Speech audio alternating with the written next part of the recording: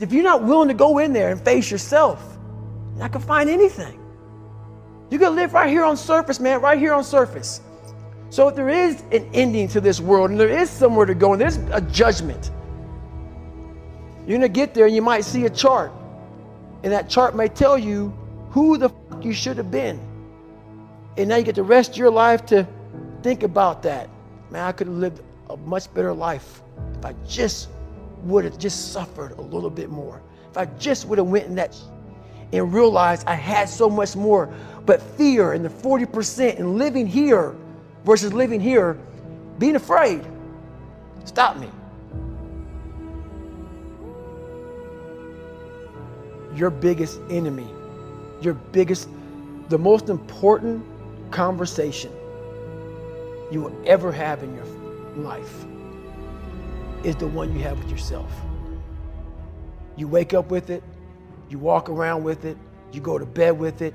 Eventually, you're going to act on it, whether you're good or bad. You have to. That's why the whole thing about this book I have, it's about you. It is about you.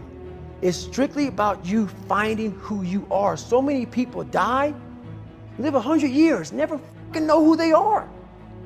Never know who they are. You have to look in that mirror and know there's so much more in here, man. Because I can literally right now be a 300-pound guy spraying for cockroaches still to this day if I did not look in that mirror and say, there has to be more to this. This can't be it. And then willing to go into it, dive deep into it, and give all I have to find it. So that's what all that's about. Let's say there's 10 people in this room, and we're all mediocre. But I'm the best of the mediocre people. I now think I'm great. I'm great. We surround ourselves around people that make us feel great. They tell us what we want to hear. The second we put ourselves amongst the uncommon people, we don't like that feeling, that challenging feeling of that person who's waking up at 3:30 in the morning and say, hey, push your on, we're going for a run. We don't like that challenge. We like that person who says, hey, you know what, man, I don't feel good today, man. And they say, oh, it's okay, brother. We'll take a day off, man. We'll get a pizza and watch the game. We like that. We love that feeling. Why? Because you understand, man, we're good, bro. We don't want that motherfuckers like this. Hey, man, no, bro. Get your fucking shit on, man. Stop being a punk. We don't want that in our lives. We don't want that person who's constantly challenging our weaknesses. We want that person who's constantly, making us feel nice and good and secure in ours. That's the mediocrity of life. We want to be the best amongst the average people. People wonder, how do you stay hungry all the time?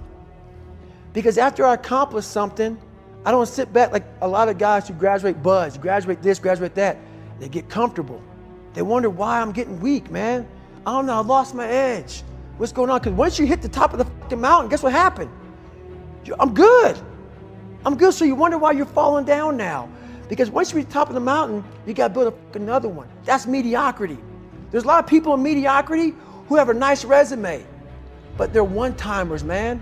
They hit a one-time deal, they busted it open, got a lot of money, but they're good. You're mediocre now, man. What are you fucking doing today, tomorrow, the next fucking day? That's why I don't listen to theorists. I don't listen to all that bullshit. I listen to a motherfucker who's like this, man. What's wrong, man? I'm fucking tired, dude. Why are you tired? Because tomorrow, I gotta do the fucking shit again, man. Whatever the shit is that made me fucking nauseous and sick to my stomach, it made me hurt. There's no ending.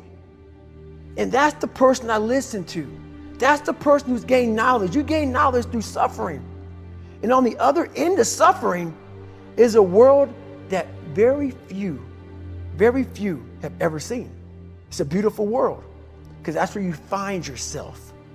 You don't find yourself in over here. You find yourself on the other end. Like the 100-mile race I was on, I ran it for 24 hours. I found myself on the other end of that race.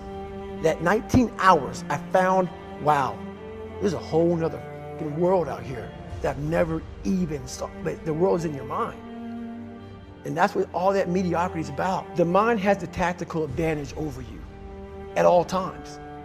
At all times of your life, the mind has a tactical advantage over you. Why is that? It knows what you're afraid of. It knows your insecurities. It knows your deep, dark lies. And it starts to push you away from that. It pushes you in a direction that is comfortable. The mind controls everything. So what I realized was that when I was growing up and I was 300 pounds and I got all fat and I got all insecure, I realized that my mind kept taking me in this direction. When things got uncomfortable for me, when I was facing my insecurities, I was facing my fears, my mind said, oh no, we have the tactical advantage.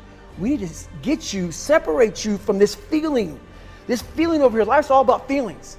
We want the happy feeling. We don't want that feeling of this sucks. If in that moment, you can answer those up questions and you are now in charge of your brain versus your brain ruling you, that's where all that stuff comes from. So the 40% rule is all of that. You get to 40%, your brain says, we're done. Let's roll, man. This is starting to get painful. This is uncomfortable. So you sit down. You have to figure out ways, and everybody's different. That's how the book kind of talks about, like we all have these things about, 5 steps to this and 4 steps to this. It's a lot more than that. That's all bullshit. It's a practice that you have to, it's a habit. So if you know that at 40%, I'm feeling pain. At 40%, I'm feeling pain. That's where the 40% rule kicks in. Now it starts. Okay, I'm feeling pain. My mind's saying all this to me. It's saying, get out of here, run, flee. The fight or flight kicks in. Okay, we're done. We're not good enough. It starts telling you all these things. You start to believe it because the mind controls all. This is the time where you have to gain control back of your mind. It's okay. Let me see if I can go 45%. And once you start giving yourself more and more hope and start realizing, okay, the mind starts to be, okay, what are you doing? We're supposed to be going right and you're going left. You start then controlling your mind. Start finding more in yourself. And then it goes from 40% to a lot further than that. But that's the start of it though. Get to the spot where your mind is saying stop. Wherever that is, you gotta get there first.